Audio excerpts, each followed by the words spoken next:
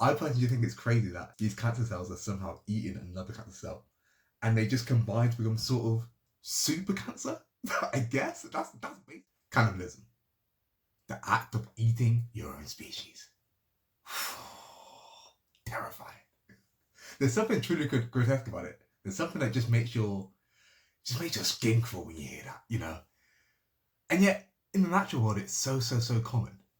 Insects, females eat males all the time. For example, the hellbender salamander, which is a phenomenal name, by the way. And whoever's coined that, oh, they were cooking.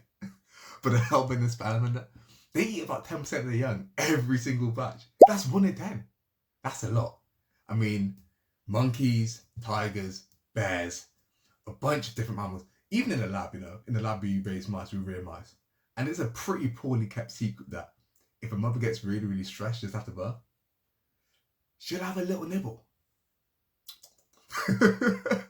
I apologize for my actions because it is awful.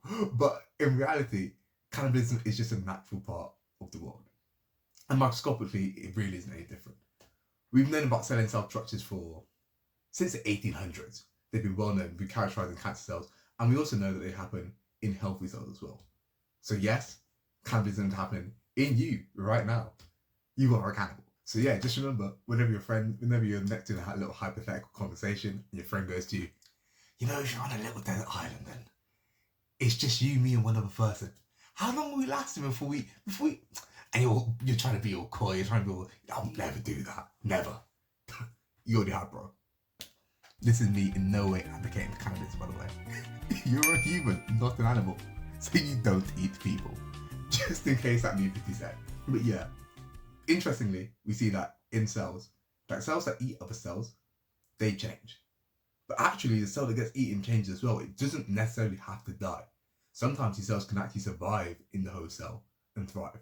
Now, obviously, it's me, so I'm talking about it in a cancer context.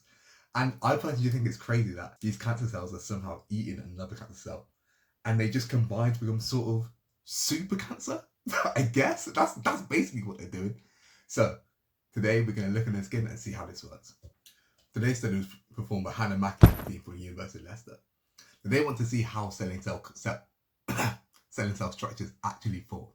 So they took lung cancer cells and they genetically engineered them in 2 different ways. So they took one strain and they genetically engineered them to not have any more P53. So they completely knocked out P53 in one strain. In the second strain, they mutated the P53. Now, before you start crying, oh, I don't know what P53 is, what the hell is he going on about? What? Shut up, man. P53 is a tumor suppressive protein. And basically, it's mutated in a lot of different types of cancer. So P53 can be mutated in a bunch of different ways. But generally, it can either be mutated so that it stops working and it completely stops suppressing the tumor so the tumor can then start growing uncontrolled. Or it can be mutated where it gains new functions. Now, this is even worse because when it gains new functions, generally it's going to be helping out the tumor. So it's actually, instead of going to be suppressing the tumor, it's now going to be causing even more uncontrollable tumor growth. So because it's so commonly mutated in cancer, we want to look at both of these different mutations and see how they affect this cellular cannibalism. Hannah and her team took these 2 cell lines of cancer, the ones which had the P53 knockouts and the ones which had the mutated P53, and they grew them together in the same dish. And they found that these cells eat each other. They eat each other pretty often, actually. And this seems to be mediated by mutation of P53, or seems to be mediated by the loss of P53. So they grew some cells which had the natural, healthy, wild type P53, P53 that hopefully isn't you and me right now. And they found that if cells have this healthy P53, that they don't undergo this cannibalism, or when they do, they just die, which is sort of what we want. So cells that either knock out P53 or the mutated P53 could eat other cells. But what happened to the eaten cells? Hannah and her team actually looked at this and they found that the eaten cells survived. In about 50% of the cells that were eaten, they actually survived. And this was regardless of what happened to the host cell. The surviving cells went on to do things like this. This is a video of a cell escaping having just been eaten.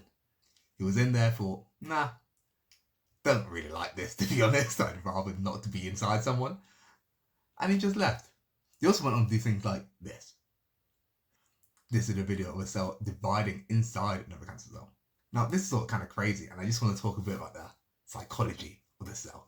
Obviously, these cells don't have brains, but if they were to have a brain, this is sort of just like, you've come home from a long, hard day of work, and you get out your car, and your neighbor eats you.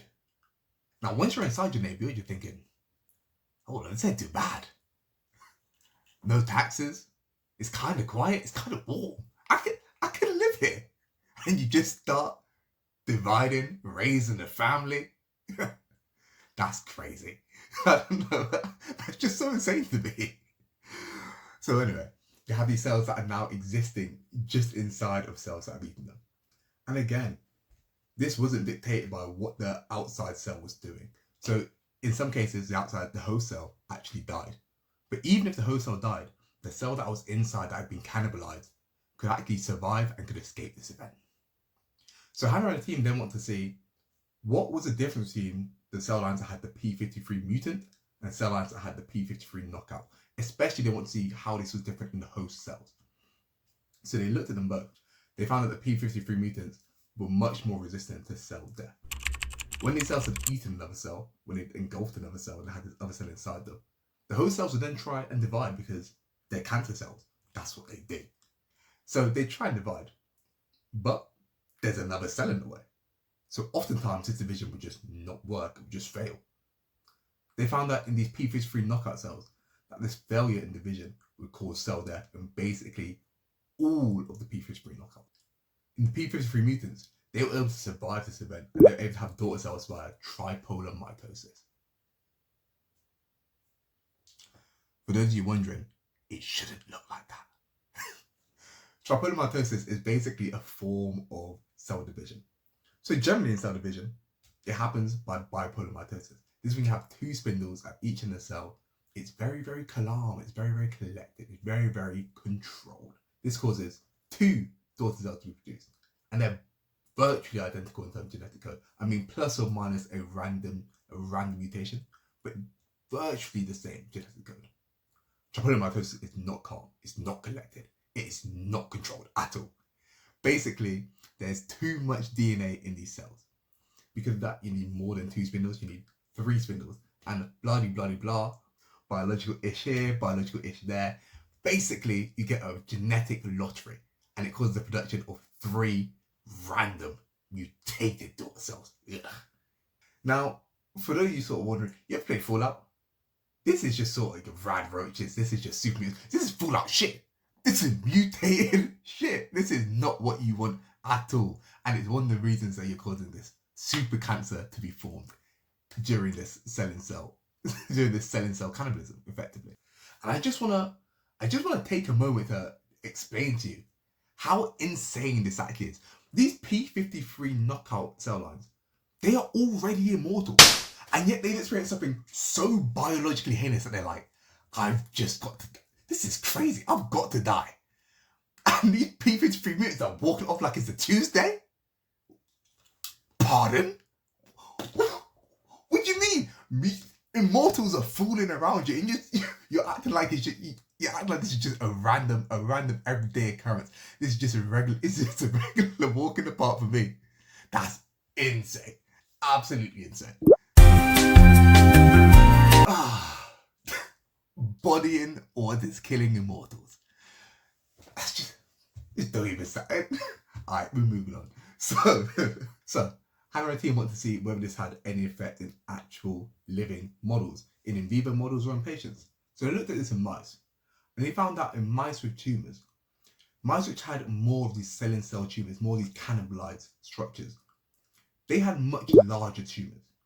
Now they looked at it in patients, they found that patients which had these cannibalized structures were much more likely to have early disease recurrence and died much faster, much earlier. So all in all, it seems these cell structures are able to fundamentally change how the cancer progresses in your body, so that it recurs much earlier, so that it becomes much more aggressive, and so that the tumours grow much more quickly. For me, I thought this was really cool study. It's really interesting. Super cool read. I've never really known too much about this before, so reading this for me was it was a bit of a blast.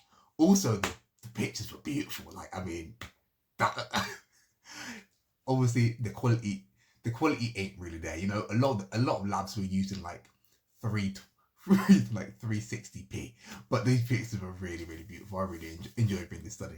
Yeah, I don't know. It made me feel like my tripole harder Mayo pics. Oh God. Please shoot me now. I'm so sorry for saying that. Tripodomyosis, tripole myopics. Can I take pictures too? You get it? I can't be fucking wasting you. Subscribe, man. Peace.